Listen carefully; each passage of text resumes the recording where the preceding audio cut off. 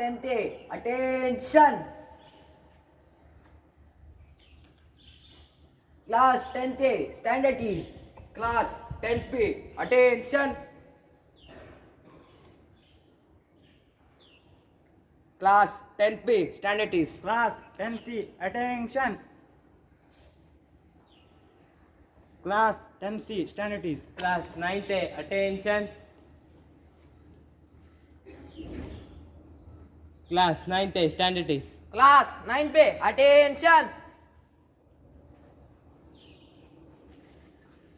Class 9th A, 9th B, stand at ease. Class 9C, attention. Class 9C, stand at ease. Scout troop, attention. Scout troop, Vishram.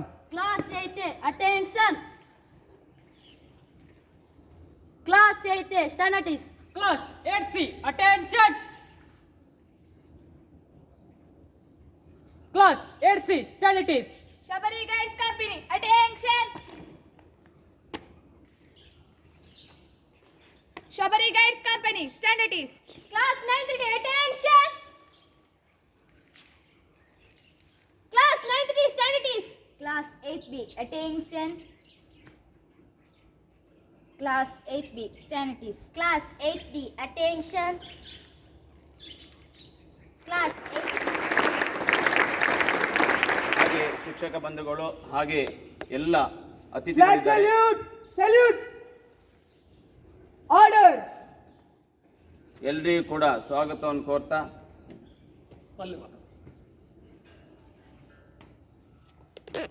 School, stand at ease. ಮನಸ್ಸಿನಿಂದ ನಾವೆಲ್ಲರೂ ಒಂದಾಗೋಣ, ಯಾರು ನಮ್ಮನ್ನು ಒಡೆಯಲು ಬಿಡದಿರೋಣ. ಆಗ ಮಾತ್ರ ನಾವು ಸ್ವತಂತ್ರರು ಎಂದು ಅನಿಸುವುದು. ಎಲ್ಲರಿಗೂ ಕೂಡ 77ನೇ ಗಣರಾಜ್ಯೋತ್ಸವದ ಶುಭಾಶಯಗಳು. ಭಾರತವು ಪ್ರಜಾಪ್ರಭುತ್ವ ಮಾದರಿ ಆಡಳಿತ ವ್ಯವಸ್ಥೆಯನ್ನು ಹೊಂದಿರುವ ದೊಡ್ಡ ದೇಶವಾಗಿದೆ. ಇಲ್ಲಿ ಪ್ರಜೆಗಳಿಂದ ಪ್ರಜೆಗಳಿಗಾಗಿ ಪ್ರಜೆಗಳಿಗೋಸ್ಕರ ಎನ್ನುವಂತೆ ಸರ್ಕಾರ ಕಾರ್ಯನಿರ್ವಹಿಸ್ತಾ ಇದೆ. ಯಾವುದೇ ಒಂದು ಸಂಘ ಸಂಸ್ಥೆಗಳು ಕಾರ್ಯನಿರ್ವಹಿಸಲು ಅದಕ್ಕೆ ಒಂದು ನಿರ್ದಿಷ್ಟ ರೂಪುರೇಷೆ ಅನಿವಾರ್ಯ. ಸಂವಿಧಾನವು ಇಡೀ ದೇಶದ ಆಡಳಿತ ವ್ಯವಸ್ಥೆಯ ಮಾರ್ಗಸೂಚಿಯನ್ನು ಒಳಗೊಂಡ ಒಂದು ಲಿಖಿತ ರೂಪದ ದೊಡ್ಡ ಸಂವಿಧಾನ. ಭಾರತದ ಸಂವಿಧಾನ ರಚನೆಯ ಹಿಂದಿನ ಅವಿರತ ಶ್ರಮದ ಕುರಿತು ಈಗಾಗಲೇ ನಾವು ತರಗತಿ ಪಠ್ಯಗಳಲ್ಲಿ ನಾವು ನೋಡಿರುತ್ತೇವೆ. ಸಂವಿಧಾನ ರಚನೆಯಲ್ಲಿ ಸಂವಿಧಾನ ರಚನಾ ಸಭೆ ಮತ್ತು ಕರಡು ಸಮಿತಿಗಳು ಪ್ರಮುಖ ಪಾತ್ರ ವಹಿಸಿವೆ. ಡಾಕ್ಟರ್ ಬಾಬು ರಾಜೇಂದ್ರ ಪ್ರಸಾದ್ ಅವರು ರಚನಾ ಸಭೆಯ ಅಧ್ಯಕ್ಷರಾಗಿಯೂ, ಡಾಕ್ಟರ್ BR ಅಂಬೇಡ್ಕರ್ ಅವರು ಕರಡು ಸಮಿತಿಯ ಅಧ್ಯಕ್ಷರಾಗಿಯೂ ಇರುವರ ನೇತೃತ್ವದಲ್ಲಿ ಹಲವು ಸದಸ್ಯರ ಜೊತೆ ದೀರ್ಘಕಾಲ ಚರ್ಚೆ ನಡೆಸಿ ವಿಷಯ ವ್ಯಾಪ್ತಿ ಕಾನೂನು ನಿಯಮಗಳ ಕುರಿತು ಚರ್ಚಿಸಲಾಯಿತು. ಇದರ ಪರವಾಗಿ 1949 ನವೆಂಬರ್ 26ರಂದು ಸಂವಿಧಾನ ಅಂಗೀಕಾರ ಆಯಿತು. ತದನಂತರ 2 ತಿಂಗಳ ಬಳಿಕ ಅಂದರೆ ಜನವರಿ 26, 1950ರಂದು ಅದು ಅಧಿಕೃತವಾಗಿ ಜಾರಿಗೆ ಬಂತು. ಹಾಗಾಗಿ ಅಂದಿನ ದಿನ ಅಂದರೆ ಇವತ್ತು ಈ ದಿನವನ್ನು ನಾವು ಭಾರತದ ಗಣರಾಜ್ಯ ದಿನವೆಂದು ದೇಶದೆಲ್ಲೆಡೆ ಆಚರಿಸ್ತೇವೆ. ಕಾರ್ಯಕ್ರಮದ ಆರಂಭಕ್ಕೆ ಎಲ್ಲರನ್ನು ಸ್ವಾಗತಿಸಬೇಕಾಗಿ ನಮ್ಮ ಶಿಕ್ಷಕರಾದಂತಹ ಅಕ್ಷಯ್ ಸರ್ ಇವರನ್ನು ಕೇಳಿಕೊಳ್ತಾ ಇದ್ದೇನೆ. Raise our flag high. Let's also raise our aspirations for a better India. Om Shri Sai Ram. First of all, my humble pranams at the lotus feet of divine Bhagavan Shri Satya Sai Baba. Today we are here together to celebrate our 77th Republic Day. So once again, happy 77th Republic Day to all.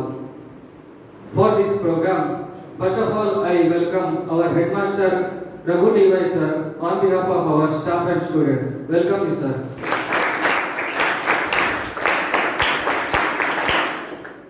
I also welcome Narayan Naik sir, who is going to speak about today's speciality. Welcome you, sir.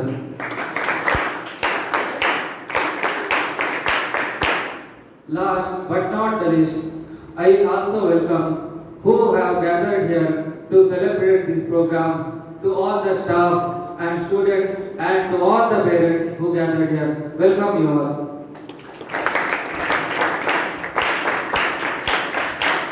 Thank you.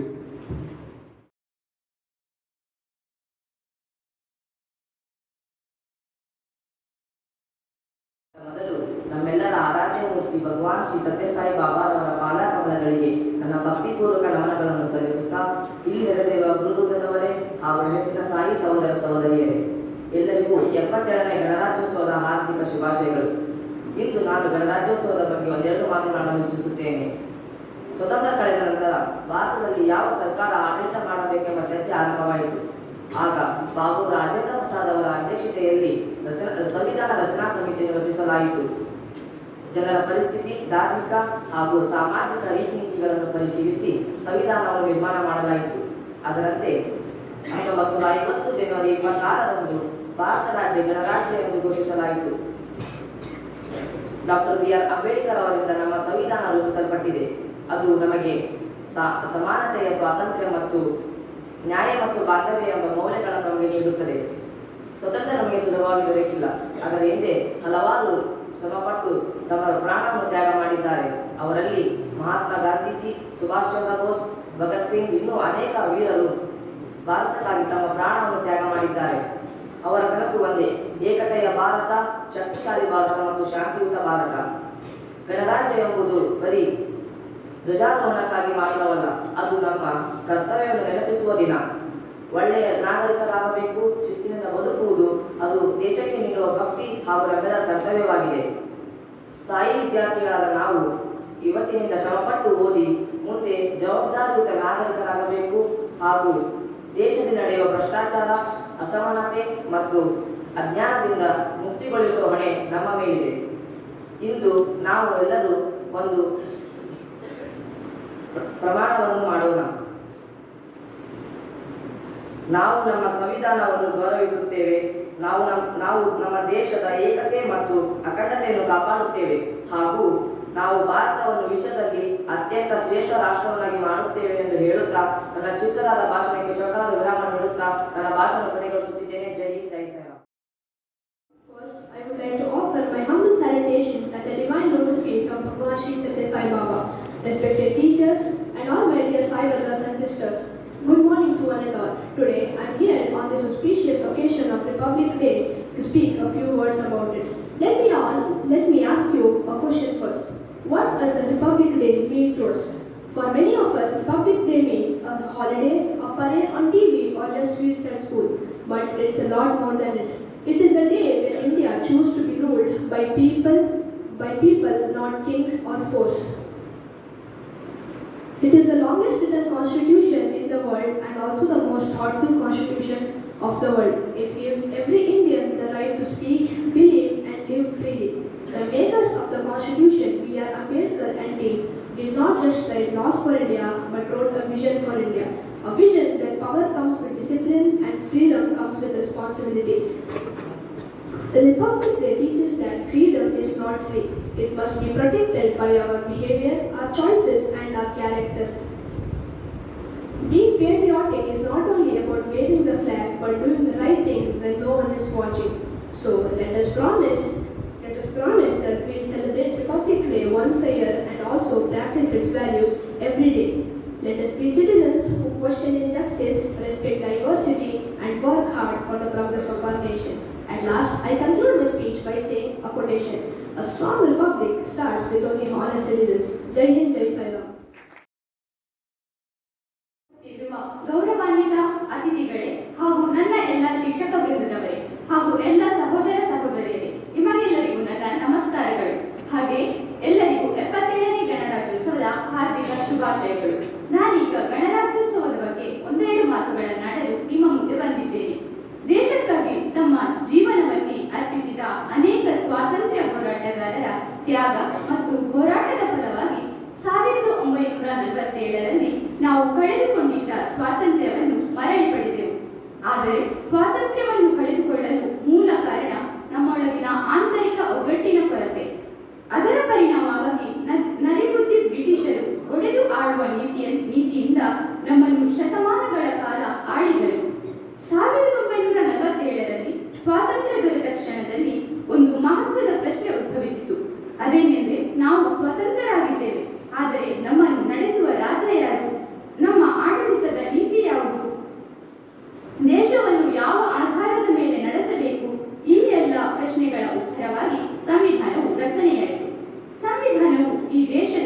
ರಾಜರು ಯಾರೂ ಇಲ್ಲ, ಪ್ರಜೆಗಳೇ ರಾಜರು ಎಂಬ ತತ್ವವನ್ನು ಸ್ಥಾಪಿಸಿತು. ಆದರೆ ಸಂವಿಧಾನವನ್ನು ಸಂಪೂರ್ಣ ಭಾರತಕ್ಕೆ ಅನ್ವಯಿಸಬೇಕಾದರೆ ಹರಿದು ಹಂಚಿ ಹೋಗಿದ್ದ ರಾಜ ಸಂಸ್ಥಾನಗಳು ಒಂದಾಗಬೇಕಿತ್ತು. ಒಂದು ರಾಷ್ಟ್ರವೇ ಒಂದಾಗದೇ ಇದ್ದರೆ ಒಂದು ಸಂವಿಧಾನವನ್ನು ಜಾರಿಗೆ ತರಲು ಸಾಧ್ಯವಿರಲಿಲ್ಲ. ಸಂಸ್ಥಾನಗಳ ಏಕೀಕೃತ ಮಾಡುವ ಜವಾಬ್ದಾರಿಯನ್ನು ವಹಿಸಿಕೊಂಡವರು ಉಕ್ಕಿನ ಮನುಷ್ಯ ಸರ್ದಾರ್ ವಲ್ಲಭಭಾಯ್ ಪಟೇಲ್. ಅವರ ದೃಢ ನಾಯಕತ್ವ, ಸಂಧಾನ ಮತ್ತು ಅಗತ್ಯವಿದ್ದಲ್ಲಿ ಕಠಿಣ ನಿರ್ಧಾರಗಳಿಂದ ಹೈದರಾಬಾದ್ಗಳಂತಹ ಸಂಸ್ಥಾನಗಳು ಭಾರತಕ್ಕೆ ಸೇರಿದವು. ಈ ಏಕತೆಯ ನಂತರವೇ ಸಂವಿಧಾನವನ್ನು ಸಂಪೂರ್ಣ ದೇಶಕ್ಕೆ ಅನ್ವಯಿಸಲು ಸಾಧ್ಯವಾಯಿತು. ಅದರ ಫಲವಾಗಿ 1950ರ ಜನವರಿ 26ರಂದು ನಾವು ಸಂವಿಧಾನವನ್ನು ನಮಗೆ ನಾವೇ ಅರ್ಪಿಸಿಕೊಂಡೆವು ಮತ್ತು ಭಾರತ ಗಣರಾಜ್ಯವಾಯಿತು. ಇಂದು ನಮ್ಮ ಬಳಿ ನಮ್ಮದೇ ಆದ ಸಂವಿಧಾನವಿದೆ. ಇಂದು ಪ್ರಜೆಗಳಾದ ನಾವೇ ರಾಜರು. ಆದರೆ ಡಾಕ್ಟರ್ BR ಅಂಬೇಡ್ಕರ್ ಅವರು ಸ್ಪಷ್ಟವಾಗಿ ಎಚ್ಚರಿಸಿದ್ದಾರೆ, ಸಂವಿಧಾನ ಎಷ್ಟೇ ಉತ್ತಮವಾಗಿದ್ದರೂ ಅದನ್ನು ನಡೆಸುವ ಕೈಗಳು ಯಾವ ವ್ಯಕ್ತಿತ್ವದಲ್ಲಿವೆ ಎಂಬುದೇ ಅದರ ಯಶಸ್ಸನ್ನು ನಿರ್ಧರಿಸುತ್ತವೆ ಎಂದು. ಸಂವಿಧಾನವನ್ನು ಗೌರವಿಸುವುದು, ಸಮಾಜವನ್ನು ಆಂತರಿಕವಾಗಿ ಬಲಪಡಿಸುವುದು ಕಾರ್ಯ ಒಟ್ಟಿಗೆ ನಡೆದಾಗಲೇ ಗಣರಾಜ್ಯದ ನಿಜವಾದ ಅರ್ಥ ಸಾರ್ಥಕವಾಗುತ್ತದೆ ಎಂದು ಹೇಳುತ್ತಾ ನನ್ನ ಪುಟ್ಟ ಭಾಷಣವನ್ನು ಕೊನೆಗೊಳಿಸುತ್ತಿದ್ದೇನೆ. ಜೈ ಹಿಂದ್, ಜೈ ಸಾಯಿರಾಮ್.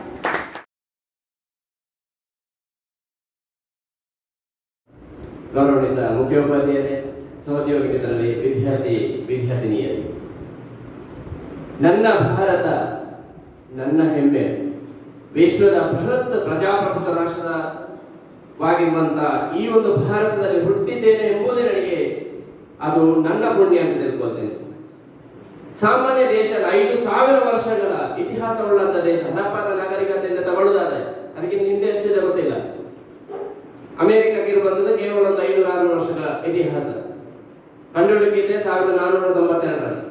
ನಮ್ಮದು ಹಾಗಲ್ಲ, ಬೃಹತ್ ರಾಷ್ಟ್ರ. ಹಿಂದೆ ಎಂತೆಂತ ಅಶೋಕ ಚಕ್ರವರ್ತಿ ಅಂತ ಚಕ್ರವರ್ತಿಗಳು ಅಖಂಡ ಭಾರತವನ್ನು ಆಳ್ವಿಕೆ ಮಾಡಿದ್ರು ಒಂದು. ಅದಕ್ಕೆ ಹಿಂದೆ ಹೋದ್ರೆ ಪುರಾಣದಲ್ಲೇ ಇದ್ದಾರೆ ಭರತ ಚಕ್ರವರ್ತಿ, ಅಲ್ಲಿಂದಲೇ ಭಾರತ ಅಂತ ಹೇಳುವಂತಹ ಹೆಸರು ಬಂದಿರುವಂಥದ್ದು. ಅಂತಹ ದೇಶದಲ್ಲಿ ನಾವು ಹುಟ್ಟಿ ಬಂದಿದ್ದೇವೆ ಅಂತ ಹೇಳಿದ್ರೆ ಇದಕ್ಕಿಂತ ನಮಗೆ ಇನ್ನೇನು ಬೇಕು? ಜನವರಿ 26, 1950ರಂದು ಜನತಾ ಆಳ್ವಿಕೆಯ ಈ ಗಣರಾಜ್ಯ ದಿನವನ್ನು ಆಚರಣೆ ಮಾಡಿದ ಮೊದಲಾಗಿ ಸಾವಿರಾರು ಸ್ವಾತಂತ್ರ್ಯ ಹೋರಾಟಗಾರರು, ಸಾವಿರಾರು ಸೈನಿಕರು ಬಲಿದಾನಗೈದಂತ ಅವರ ಆ ಒಂದು ತ್ಯಾಗವನ್ನು ನಾವು ಇವತ್ತು ನೆನಪು ಮಾಡಿಕೊಳ್ಳುವಂತಹ ದಿನ ಇದು. ಹೆಮ್ಮೆ ನಮಗೆ ಇದು. ಸಾಮಾನ್ಯ ರಾಷ್ಟ್ರ ಅಲ್ಲ ಇದು ಭಾರತ. ಕೆಲವು ವಿದ್ಯಾರ್ಥಿಗಳು ಬಹಳ ಅಂದವಾಗಿ ಮಾತಾಡಿದರು. ಆದರೆ ಹೇಳುವಾಗ ಹೇಳಿದ್ರು, ಭ್ರಷ್ಟಾಚಾರವನ್ನು ತೊಡೆದು ಹಾಕುವಂತ ಸಾಧ್ಯ ಇಲ್ಲ.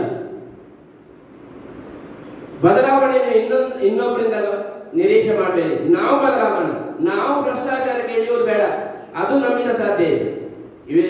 ಇಡೀ ಸಮಸ್ಯೆ ನಾವು ಬದಲಾವಣೆ ಮಾಡ್ತೇವೆ ಅಂತ ಹೇಳಿದ್ರೆ ಸಾಧ್ಯ ಇಲ್ಲ. ನಮ್ಮ ಕರ್ತವ್ಯ ಏನಿದೆ, ನಮ್ಮ ಸಂವಿಧಾನ ನಮಗೆ ಹಕ್ಕುಗಳನ್ನು ಕೊಟ್ಟಿದೆ, ಅದರೊಟ್ಟಿಗೆ ಒಂದಷ್ಟು ಜವಾಬ್ದಾರಿ ಕರ್ತವ್ಯಗಳನ್ನು ಕೊಟ್ಟಿದೆ.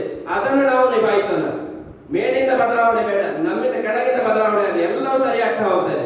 ನಾವು ಭ್ರಷ್ಟಾಚಾರಿಗಳಾಗುವುದು ಬೇಡ. ಆ ಭ್ರಷ್ಟಾಚಾರಿಗಳ ಪಾಠ ಇರುವ ಕಾರಣ ಅದನ್ನು ಪಾಠವಾಗಿ ತೆಗೆದುಕೊಂಡು ನಾವು ಮಾದರಿಯಾಗಿ ಹೋಗೋಣ. ಮೇಲಿಂದ ಬದಲಾವಣೆ ಅಸಾಧ್ಯದ ಮಾತು, ಅಷ್ಟು ಸುಲಭ ಇಲ್ಲ. ಕೆಳಗಿಂದ ನಾವು ಬದಲಾವಣೆ ಆಗೋಣ. ಇಡೀ ಭಾರತ ಪ್ರಜ್ವಲಿಸ್ತದೆ.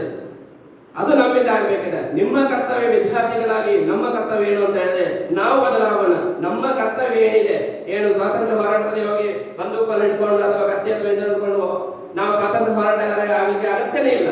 ನಮ್ಮ ಕರ್ತವ್ಯ ಏನಿದೆ, ನೀವೇನು ಕಲ್ತುಕೊಂಡು ಹೋಗ್ತೀರಿ, ಇಂಜಿನಿಯರ್ ಆಗ್ತೀರಾ ಅಥವಾ ಡಾಕ್ಟರ್ ಆಗ್ತೀರಾ, ಶಿಕ್ಷಕರಾಗ್ತೀರಾ, ಲಾಯರ್ ಆಗ್ತೀರಾ ಅಥವಾ ಇನ್ನೊಂದು ಬಸ್ ಡ್ರೈವರ್ ಆಗಿರಲಿ, ಕಂಡಕ್ಟರ್ ಆಗಲಿ, ನಿಮ್ಮ ಕರ್ತವ್ಯವನ್ನು ನಿಭಾಯಿಸಿ. ಎಲ್ಲರ ಕರ್ತವ್ಯವನ್ನು ಅವರವರು ನಿಭಾಯಿಸಿದ ತಕ್ಷಣ ಇಡೀ ಭಾರತ ಬೆಳಗ್ತದೆ, ವಿಶ್ವದಲ್ಲಿ ಅಗ್ರಮಾನ್ಯ ಆಗ್ತದೆ. ನಾವೇನು 1ನೇ ಸ್ಥಾನ ಬೇಕು ಅಂತ ಹೇಳುವಂಥದ್ದಲ್ಲ, ಆದ್ರೆ ವಿಶ್ವಕ್ಕೆ ಮಾದರಿ ಆಗ್ಬೇಕು. ಯಾಕಂದ್ರೆ ಇತಿಹಾಸ ಅಷ್ಟಿದೆ ನಮ್ಮಲ್ಲಿ. ಅನೇಕ ಮಹಾರಥರು ಆಗಿ ಹೋಗಿದ್ದಾರೆ. ಪುರಾಣ ಕಾಲದಲ್ಲಿ ಇರ್ಬೋದು, ಮಹಾಕಾವ್ಯಗಳಲ್ಲಿ ಬಂದಿರುವಂತದ್ದು ಇರ್ಬೋದು, ಎಲ್ಲೆಲ್ಲಿ ಏನೇನು ಆಗಿಲ್ಲ ಪ್ರತಿಯೊಂದು ಕೂಡ ನಮಗೆ ಪಾಠವಾಗಿದೆ. ಆ ಮಾಡಿದಂತ ತಪ್ಪುಗಳನ್ನು ತಿದ್ದಿಕೊಂಡು ನಾವು ಹೊಸ ಭಾರತವನ್ನು ಕಟ್ಟುವುದು ಅದು ನಮ್ಮಿಂದ ಆಗ್ಬೇಕಾಗಿದ್ದು ಹೊರತು ಹಿಂದಿನ ತಪ್ಪು ಮಾಡಿದ್ದಾರೆ, ತಪ್ಪು ಮಾಡ್ತಾ ಇದ್ದಾರೆ ಅಂತ ಹೇಳುವುದನ್ನು ಕೂಡ ಹೇಳಿ ನಮಗೆ ಏನು ಮಾಡಲಿಕ್ಕೆ ಸಾಧ್ಯ ಇಲ್ಲ. ನಮ್ಮ ಕರ್ತವ್ಯ ಏನಿದೆಯಾ ಆ ಕರ್ತವ್ಯವನ್ನು ಸಮಾನವಾಗಿ ನಮ್ಮಿಂದ ನ್ಯಾಯಯುತವಾಗಿ ಏನು ಸಂವಿಧಾನದ ಆಶಯ ಅಂಬೇಡ್ಕರ್ ಅವರದ್ದು ಏನಿದೆ, ಸಮಾನತೆ, ಸ್ವಾತಂತ್ರ್ಯ, ಭ್ರಾತೃತ್ವ, ಅದೇ ರೀತಿ ಎಲ್ಲರಿಗೂ ನ್ಯಾಯ, ಇವುಗಳನ್ನು ನಾವು ಪಾಲನೆ ಮಾಡುವ ಆ ಮೂಲಕ ಭವ್ಯ ಭಾರತವನ್ನು ಕಟ್ಟೋಣ. ಮುಂದಿನದು ಇತಿಹಾಸವಾಗಲಿ, ಹಿಂದಿನದಲ್ಲ. ತಪ್ಪುಗಳನ್ನು ಹೇಳಲಿಕ್ಕೆ ಹೋಗಬೇಡಿ. ನಾವು ತಪ್ಪುಗಳನ್ನು ಮಾಡದೆ ಭವ್ಯ ಭಾರತವನ್ನು ನಾವು ಕಟ್ಟೋಣ ಅಂತ ಹೇಳ್ತಾ 77ನೇ ಗಣರಾಜ್ಯ ಉತ್ಸವದ ಶುಭಾಶಯಗಳು ಎಲ್ಲರಿಗೂ ತಿಳಿಸಿದ ನನ್ನ ಮಾತನ್ನು ಮುಗಿಸ್ತಾ ಇದ್ದೇನೆ. ಜೈ ಭಾರತ್, ಸಾಯಿರಾಮ್. ನಾರಾಯಣ ನಾಯ್ಕ್ ಸರ್ ಬಹಳಷ್ಟು ವಿಚಾರಗಳನ್ನು ಹೇಳಿದರು. ಬಹುಶಃ ಅದಕ್ಕಿಂತ ಹೆಚ್ಚಿನದನ್ನು ಈ ಸಭೆಯಲ್ಲಿ ನಿಮ್ಮ ತಲೆಗೆ ಹಾಕುವ ಅವಶ್ಯಕತೆ ಇಲ್ಲ ಅಂತ ನನಗನ್ನಿಸ್ತದೆ. ಆದರೆ ಇವತ್ತಿನ ಈ ಕಾರ್ಯಕ್ರಮದಲ್ಲಿ ಮುಖ್ಯೋಪಾಧ್ಯಾಯನಾಗಿ ಹಾಗೂ ಕಾರ್ಯಕ್ರಮದ ಅಧ್ಯಕ್ಷ ನೆಲೆಯಲ್ಲಿ ಒಂದೆರಡು ಮಾತುಗಳಷ್ಟೇ. ತರೈನ್ ಯುದ್ಧದ ನಂತರ ಮೊಹಮ್ಮದ್ ಗೋರಿ ಕುತುಬುದ್ದೀನ್ ಐಬಕ್ಕಿಗೆ ಬಿಟ್ಟು ಹೋಗ್ತಾನೆ. ನಾವು ಮಾತನಾಡುವಾಗ ಬ್ರಿಟಿಷರ್ ಬ್ರಿಟಿಷರ್ ಬ್ರಿಟಿಷರ್ ಅಂತ ಮಾತ್ರ ಹೇಳ್ತೇವೆ.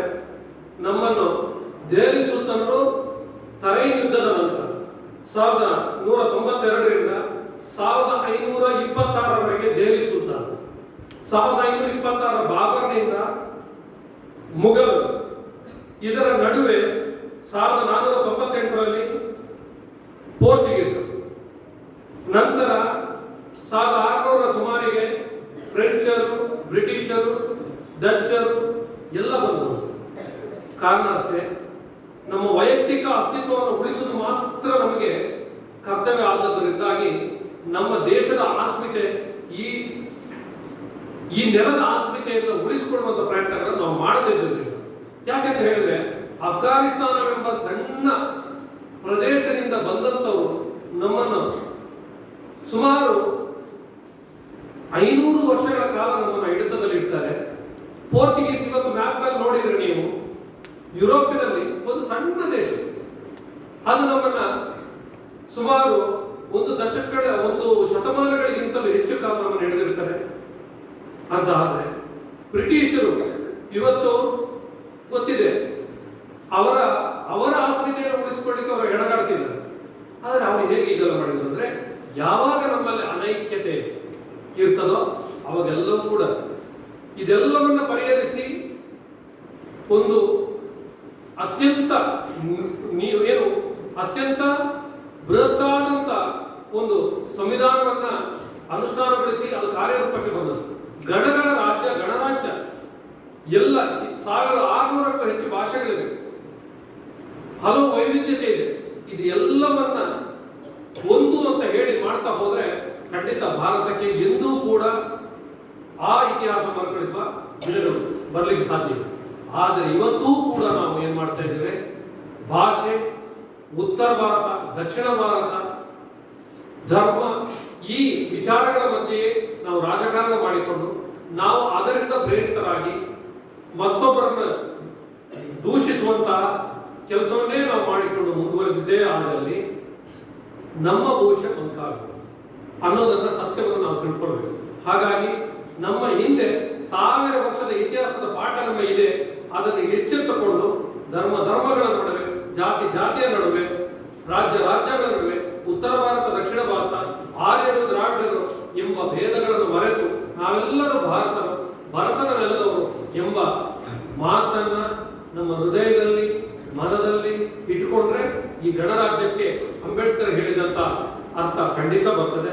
ಈ ಸಂವಿಧಾನಕ್ಕೆ ಒಂದು ಅರ್ಥ ಬರ್ತದೆ. ಆ ಕೆಲಸಗಳು ಯಾರನ್ನೂ ಮಾಡಿ ಹೇಳಿ ಪ್ರಯೋಜನ ಇಲ್ಲ, ನಾವುಗಳು ಮಾಡೋಣ. ಯಾಕೆ ನಾವು ಮಾಡ್ಬೇಕಂದ್ರೆ ಸ್ವಾಮಿಯ ಆಶಯವೂ ಅದು, ಸ್ವಾಮಿಯ ಮೂಲ ಆಶಯವೇ. ಸ್ವಾಮಿ ಯಾವುದೋ ಒಂದು ಧರ್ಮವನ್ನ ಏನು ಉತ್ತೇಜಿಸಿದ್ದು ಅಲ್ಲ, ಪ್ರಚಾರ ಮಾಡಿದ್ದು ಅಲ್ಲ, ಏನೂ ಅಲ್ಲ. ಅವರು ಮಾನವ ಧರ್ಮವನ್ನ, ಪ್ರೇಮ ಧರ್ಮವನ್ನ ನಮ್ಮ ಹೃದಯದಲ್ಲಿ ಬಿಟ್ಟು ಹೋಗಿದ್ದಾರೆ.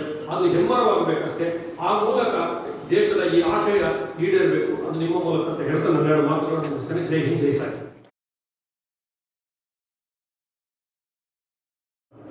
ಕನಸನ್ನು ನಮ್ಮ ನಿಮ್ಮೆಲ್ಲರ ಮನಸ್ಸಲ್ಲಿ ಬಿತ್ತಿದಂಥ ಸರ್ ನಿಮಗೆ ವಂದನೆಗಳು. ಇನ್ನು ಕಾರ್ಯಕ್ರಮದ ಅಂತಿಮ ಹಂತಕ್ಕೆ ಬಂದು ತಲುಪಿದೆ. ಈ ಕಾರ್ಯಕ್ರಮದಲ್ಲಿ ಉಪಸ್ಥಿತರಿರುವಂತಹ ಈ ದಿನದ ವಿಶೇಷತೆಯನ್ನು ಮಾತನಾಡಿದಂತಹ ನಮ್ಮ ಸಹ ಶಿಕ್ಷಕರಾದ ನಾರಾಯಣ ನಾಯ್ಕ್ ಇವರಿಗೆ ಎಲ್ಲರ ಪರವಾಗಿ ವಂದನೆಗಳು ಸರ್. ಹಾಗೆ ಈ ಕಾರ್ಯಕ್ರಮದಲ್ಲಿ ಉಪಸ್ಥಿತರಿರುವಂತಹ ಗೌರವಾನ್ವಿತ ಮುಖ್ಯೋಪಾಧ್ಯಾಯರು ಕೂಡ ಧನ್ಯವಾದಗಳು ಸರ್.